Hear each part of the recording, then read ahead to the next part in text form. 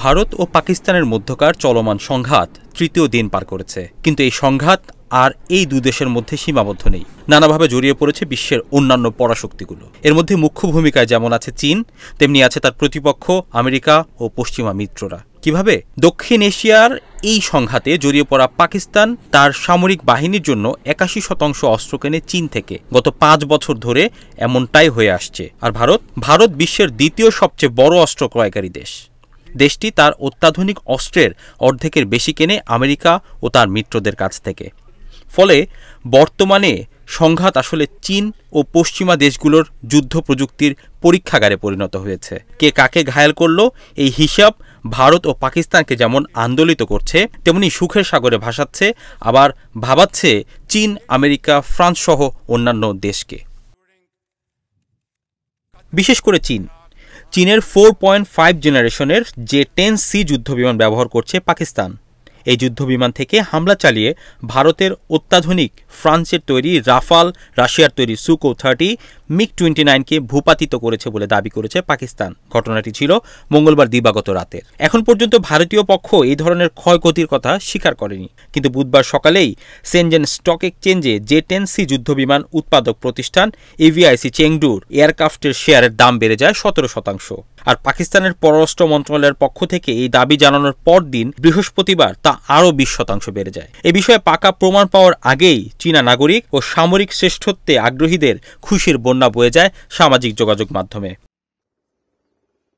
আসলে চীনের president Xi Jinping দীর্ঘদিন ধরে সামরিক বাহিনী আধুনিকরণে হাত দিয়েছেন, আর এই আধুনিকতা আসছে উচ্চ প্রযুক্তির হাত ধরে। কিন্তু চীন তো গত 4 দশকের বেশি সময় ধরে কারো সঙ্গে যুদ্ধে জড়ায়নি, ফলে বাস্তবের মাটিতে তার অস্ত্রের পরীক্ষাও হয়নি। যেমনটি আমেরিকা ও তার ইউরোপীয় মিত্ররা করেছে ইরাকে, আফগানিস্তানে, লিবিয়ায়, বর্তমানে করছে গাজায়, রাশিয়া করছে ইউক্রেনে। কিন্তু চীন গত 4 দশকেরও বেশি সময় কোনো ধরনের যুদ্ধে জড়ায়নি, ফলে বাস্তবের মাটিতে তার অস্ত্রের পরীক্ষাও হয়নি। যেমনটি আমেরিকা ও তার ইউরোপীয় মিত্ররা করছে ইরাকে, আফগানিস্তানে, লিবিয়ায়, বর্তমানে করছে গাজায়, রাশিয়া করছে ইউক্রেনে। সেদিক বিবেচনায় চীনের জন্য পাকিস্তানের যুদ্ধ সক্ষমতা এক বিরাট পরীক্ষা। ভারত এর সরাসরি মুখোমুখি দেশ, কিন্তু পশ্চিমারা সেন দৃষ্টিতে তাকিয়ে আছে প্রত্যেকটি চীনা অস্ত্রের কার্যকারিতার দিকে। কারণ চীনের আছে 5ম প্রজন্মের J-20 যুদ্ধবিমান, যা আমেরিকার তৈরি F-35 এর সমান বলে দাবি করা হয়। এমনও প্রচার আছে যে চীন 6ষ্ঠ প্রজন্মের যুদ্ধবিমান তৈরি করে ফেলেছে,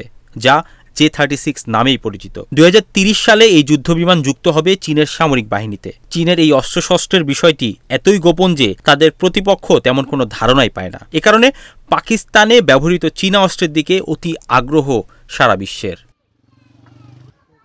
স্টকহোম ইন্টারন্যাশনাল পিস রিসার্চ ইনস্টিটিউটের তথ্য মতে পাকিস্তান চীনের কাছ থেকে উন্নত যুদ্ধবিমান, ক্ষেপণাস্ত্র, রাডার এবং বিমান প্রতিরক্ষা ব্যবস্থা কিনেছে, যা পাকিস্তান ও ভারতের মধ্যে চলমান সামরিক সংঘাতে গুরুত্বপূর্ণ ভূমিকা পালন করবে।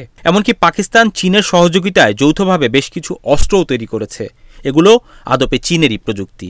এ কারণে লন্ডন ভিত্তিক একটি থিঙ্ক ট্যাঙ্ক এশিয়া প্যাসিফিক ফাউন্ডেশনের আন্তর্জাতিক নিরাপত্তা পরিচালক সজ্জন গোয়ালের মতে ভারত ও পাকিস্তানের মধ্যে যে কোনো সংঘাত চীনা সামরিক সরঞ্জামের জন্য একটি বাস্তব পরীক্ষার পরিবেশ করে তোলে। যুক্তরাষ্ট্রভিত্তিক ফাউন্ডেশন ফর ডিফেন্স অফ ডেমোক্রেসিজের সিনিয়র ফেলো ক্রেপ সিঙ্গলটন বলেছেন, এটি এখন আর কেবল দ্বিপাক্ষিক সংঘর্ষ নয়, এটি চীনা প্রতিরক্ষা সরঞ্জাম রপ্তানি কিভাবে আঞ্চলিক প্রতিরোধ ক্ষমতাকে নতুন রূপ দিচ্ছে তার একটি আভাস। পাকিস্তানের কাছে আমেরিকান F-16 যুদ্ধবিমান রয়েছে, যদিও তা অনেক পুরনো। এরপরে লকহিড কোম্পানি তাদের এই যুদ্ধবিমানকে আপগ্রেড করেছে। তারপরও পাকিস্তান কিন্তু মার্কিন অস্ত্র বাদ দিয়ে চীনের আধুনিক অস্ত্রের উপর ভরসা করছে। বেইজিংয়ের সিংহুয়া বিশ্ববিদ্যালয়ের centre for international security and স্ট্র্যাটেজির সিনিয়র ফেলো অবসরপ্রাপ্ত কর্নেল ঝোবো মনে করেন, যদি চীনের তৈরি J-10C যুদ্ধবিমানগুলো ফ্রান্সের তৈরি রাফাল ভূপাতিত করার জন্য সত্যি ব্যবহার করা হয়ে থাকে, তাহলে এটি চীনা অস্ত্রের প্রতি আস্থা বৃদ্ধির বিরাট ঘটনা। তার মতে এই ঘটনায় শুধু মানুষের ভ্রু কুঁচকে যাবে না, আন্তর্জাতিক বাজারে চীনা অস্ত্র বিক্রির জন্য সম্ভাবনাও বিশাল বাড়বে। বিশ্ববাজারে অস্ত্রের সবচেয়ে বড় ক্রেতা আমেরিকা, 41% বাজার তার দখলে। 10%-এর কাছাকাছি বাজার দখল করে এরপরেই আছে ফ্রান্স, তারপর রাশিয়া, চতুর্থ স্থানে চীন। আর চীনের অস্ত্রের সবচেয়ে বড় ক্রেতা পাকিস্তান। এখন নিজের অস্ত্রের দক্ষতা প্রমাণ করতে পারলে চীন হয়তো মধ্যপ্রাচ্য ও উত্তর আফ্রিকার বাজারে ভাগ বসাতে পারবে। সেক্ষেত্রে রাশিয়ার বাড়া ভাতে ছাই পড়তে পারে। সেজন্য পাকিস্তানের রাফাল, সুকোই ভূপাতিত করার দাবির ব্যাপারে ম্যাকাও ভিত্তিক সামরিক পর্যবেক্ষক অ্যান্টনিও ওংডং বলেছেন, এটি চীনের জন্য একটি বিশাল বিজ্ঞাপন। কারণ বিশ্বে বছরে $120 বিলিয়ন অস্ত্রের বাজার ধরার ব্যাপারে সবাই ঝাঁপিয়ে পড়েছে।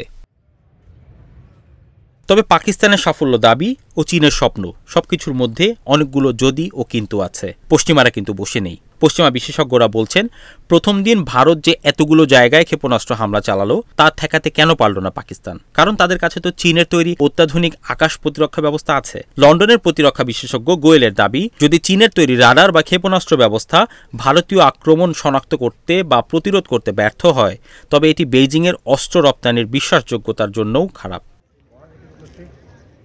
আর রাফাল বা সুকোই ভূপাতিত করার ব্যাপারে তাদের বক্তব্য, এটি যদি সত্য হয়ে থাকে তাহলে তা ওই যুদ্ধ বিমানের জন্য হয়নি, হয়েছে ভারতের বিমান বাহিনীর ভুলে।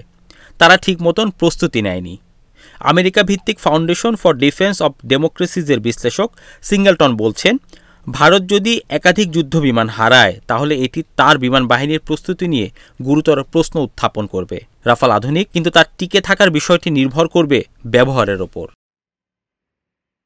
বিশেষজ্ঞরা অনেক কিছুই বলছেন, তবে এটি ঠিক যে ভারত পাকিস্তান চলমান সংঘাত চীনের অস্ত্রের জন্য একটি বিরাট পরীক্ষা হয়ে দাঁড়িয়েছে।